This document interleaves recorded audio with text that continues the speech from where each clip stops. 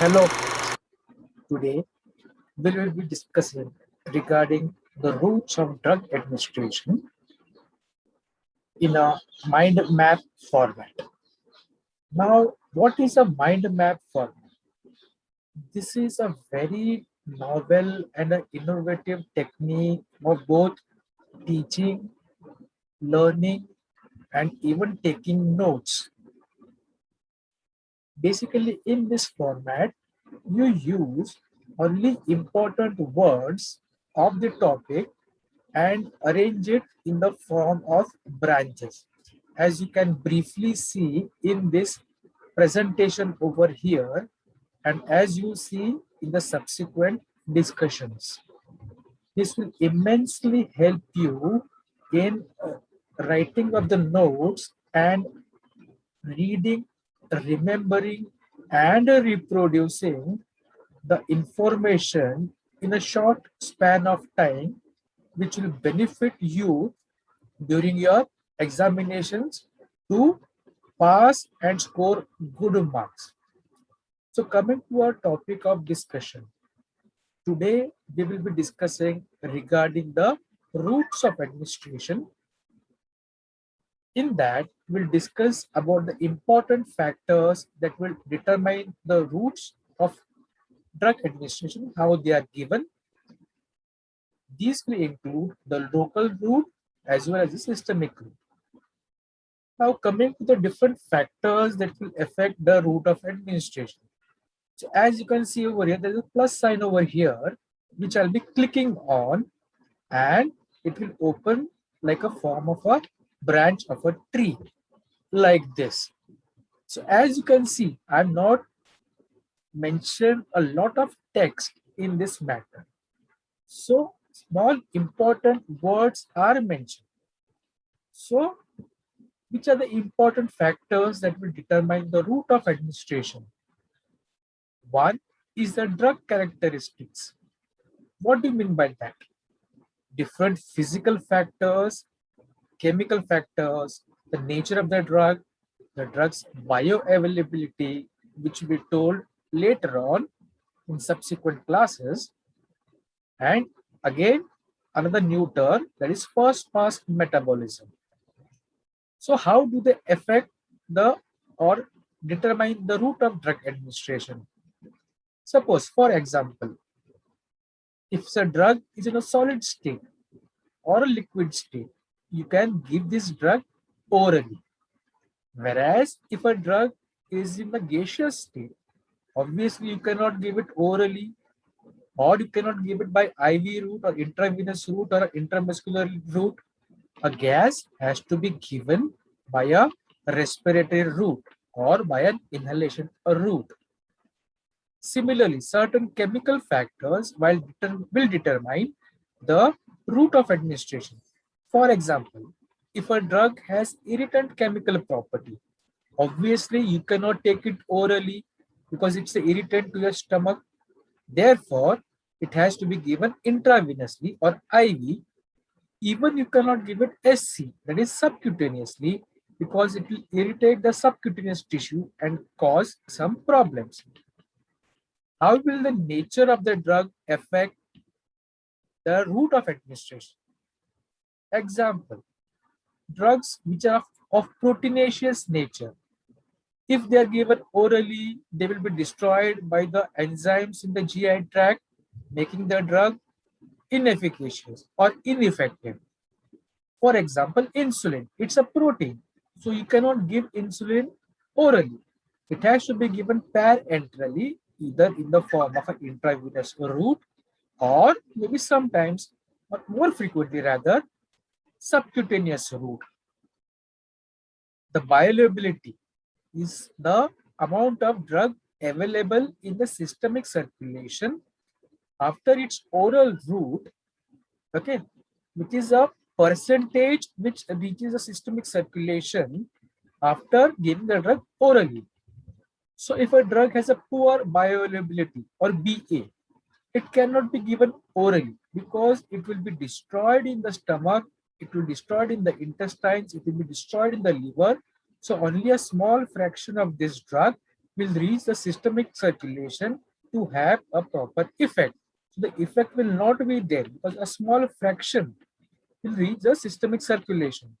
So in such a situation, if a drug has poor bioavailability, instead of giving it orally, we can give it sublingually. For example, a drug like nitroglycerin, which is given sublingually for a patient of a chest pain, usually occurring due to a angina pectoris. So you give it sublingually because it has a poor bioavailability. It will be destroyed in the stomach and the liver before it reaches an adequate concentration in the systemic circulation to be of any benefit. Similarly, again, a drug having a high first pass metabolism, meaning when during its first passage to the stomach and the liver, if a high amount of drug is metabolized, then the fraction which is available systemically for the drug's action will be very minuscule and therefore it will not act. Okay. So if the drug has a high first pass metabolism, then instead of giving it orally, you can again give it sublingually or parentally. The same example, nitroglycerin. So the ratio or the relationship of first pass metabolism and bioavailability is that drugs having a high first pass metabolism will have a low bioavailability and vice versa. Drugs having low first pass metabolism will have a higher bioavailability. Similarly, other factors that will affect the route of drug administration is a type of use, either emergency use or a routine use. For example, if the patient is in a critical condition, obviously you cannot give a drug orally. The drug has to be given intravenously for immediate action for an emergency condition. Similarly, if it's a routine use, okay, like the patient has a minor fever, minor pain, in such condition, it is not necessary to give a drug intravenously or intramuscularly. You can give it a oral route. Third factor which will determine the route of administration is its patient's condition. As you can think logically, if the patient is unconscious, if the patient is vomiting, if the patient has diarrhea, obviously you cannot give the drug orally. Okay. If the patient is conscious, he's having vomiting, the drug will be vomited out. The patient has diarrhea, it will be thrown out from the feces. So a very small percentage will go in the systemic circulation for its action. So in such a condition, you have to give a parenteral route of drug administration, like your intramuscular or intravenous. Similarly, age. Age will also determine the route of administration. For example, if it's a small child, okay, a very infant, a small infant, in such condition, we cannot give the drug orally. Okay, it is preferable, and the child is very critical condition. You have to give it parenterally. Similarly, comorbid disorders, okay, will also determine the route of administration. For example, the patient is having certain GI problems. In such conditions, you may not be able to give the drug orally. Additional factor which will determine the route of drug administration is the patient's choice or even the doctor's choice. Okay, patient says, I want to get immediately relieved of some problem. Then the doctor maybe has to comply with the patient's wishes and has to give the drug in a parenteral form, maybe intravenously or intramuscularly. So these are some important factors that will determine the route of administration. Now, which are the different routes of drug administration? One is the systemic route, which is given usually parenterally, and most commonly is the local route. We'll be now seeing about the local route. So as you can see, again, this is in the form of a mind map, okay, which is in the form of branches which open up. So now I have closed this mind map. Okay, so I'm just discussing about the local route of drug administration.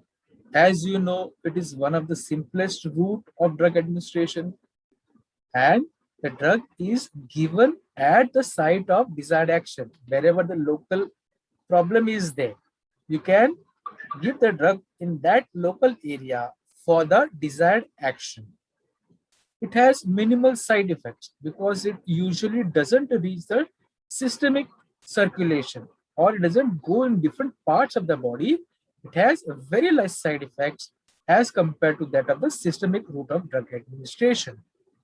Okay, so this is the frequently used route of drug administration. Again, local route can be classified more importantly as topical or deeper.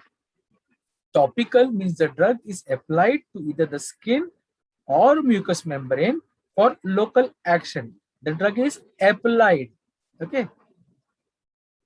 In deeper route of drug administration, okay, the drug reaches that site, deeper site, not a very superficial site of the skin, but slightly deeper site in under the skin, and this is accomplished by using either a syringe or a needle.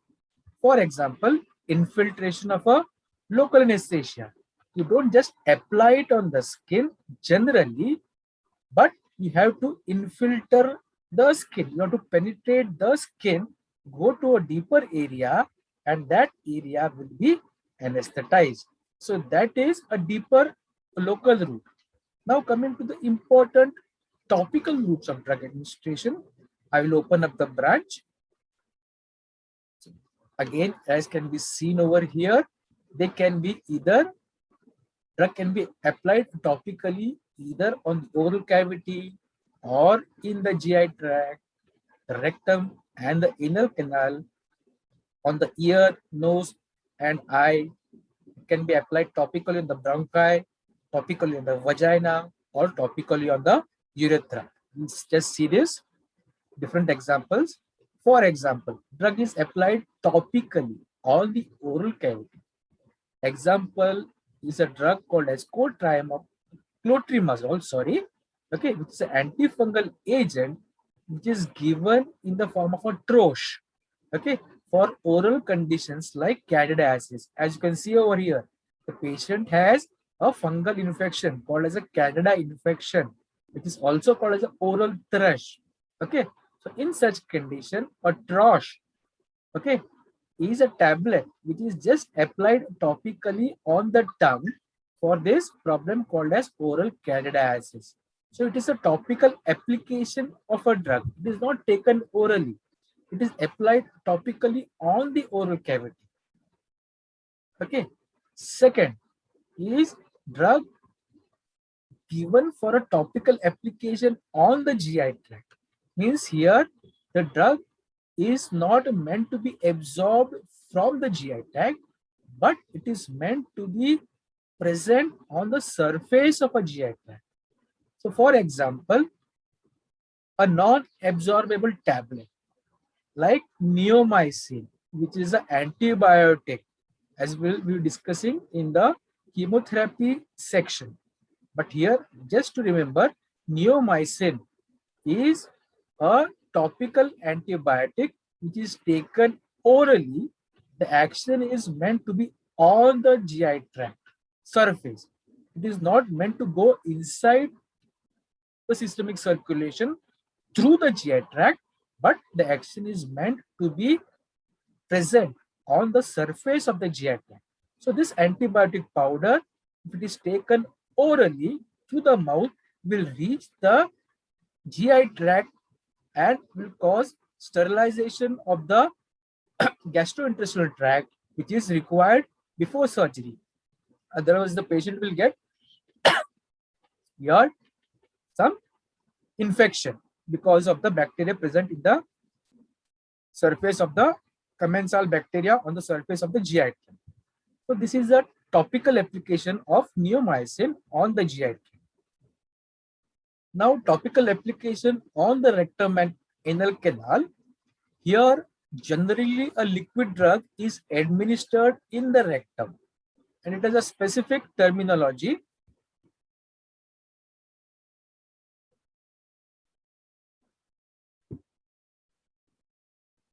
Which is called as enema. Just a minute. So enema can be of different type. It can be evacuant enema, which is used for evacuation of the bowel. You have to evacuate the contents of the GI tract, especially the lower GI tract, the colon.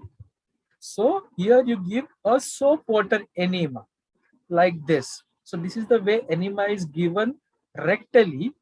Okay, soap water enema is inserted from this syringe via this tube in the GI and the lower GI tract, especially the rectum and the anal canal. The soap acts as a lubricant and water stimulates the rectum. So there is a downward movement of the contents of the rectum, and this content, the fecal content, which normally doesn't come out in patient of severe constipation, now can easily come out because of this evacuant enema, and the patient is relieved of his or her constipation. So that is evacuant enema. In certain cases, the drugs need to be retained in the lower colon. So therefore, it is called as a retention enema. It is retained. The drug is retained. So similar to that procedure, here, same way, drug is inserted in the anal canal.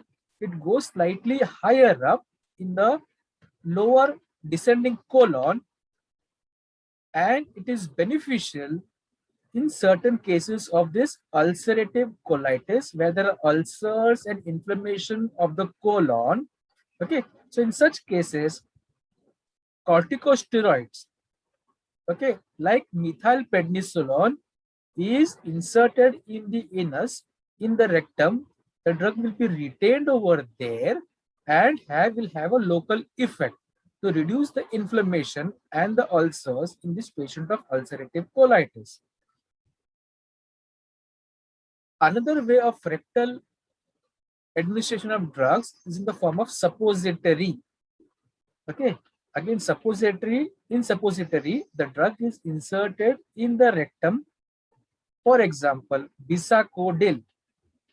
Okay, it's a stimulant laxative that it stimulates the lower intestine, and it is a laxative, and it is beneficial for the relief of patients of occasional constipation. So this suppository is beneficial for these patients of constipation. Again, it is inserted in the rectum. Again, topical application can be applied on the eye, ear, and nose, either in the form of drops, ointment, or sprays for any of the allergic or infective conditions of the eye, ear, and nose. As you can see over here, eye drops. These are topically applied on the eye for any infective conditions like your allergic conjunctivitis. As you can see, in allergic conjunctivitis, there is a reddening of the eye over here. So for this infective or allergic condition, you give a eye drop, which is applied topically on the eye. So this is one more example of a topical application on the eye. Topical application on the bronchi or the respiratory tract is given in the form of an inhalation. For example, salbutamol, which is a beta agonist, as will be discussed in autonomic nervous system. This inhalation is given for patients of bronchial asthma and COPD, that is chronic obstructive pulmonary disease. So in such condition, the drug is directly going in the respiratory tract, okay, and giving a quick relief in these patients of asthma. So again, this is topical application on the surface of the bronchi. This is topical. This is not systemic because the drug remains in the respiratory tract without going in the systemic circulation. Therefore, the amount of side effects is very less. Now, topical application on the vagina. This can be in the form of either a vaginal tablet, which is applied or inserted in the vagina, or the cream form or the pessary form. So this is how a pessary is inserted in the vagina, okay, for the local effect, maybe in patients of vaginal fungal infection called as vaginal candidiasis. Okay, so this is again a topical application of drugs on the surface of the vagina. Drugs can also be applied topically on the urethra in the form of a jelly. Okay, so this is many times a local anesthetic like lignocaine, which causes numbness or loss of sensations of the urethra. So this is given, okay, intraurethral. So a jelly of lignocaine, which is a local anesthetic, is inserted through the penis, or in this case, the vagina in a female, and the surface of the urethra is anesthetized, and you can easily perform some local procedures like usually catheterization of this urethra through the urethra. Okay, so these are some examples of your topical routes of drug administration.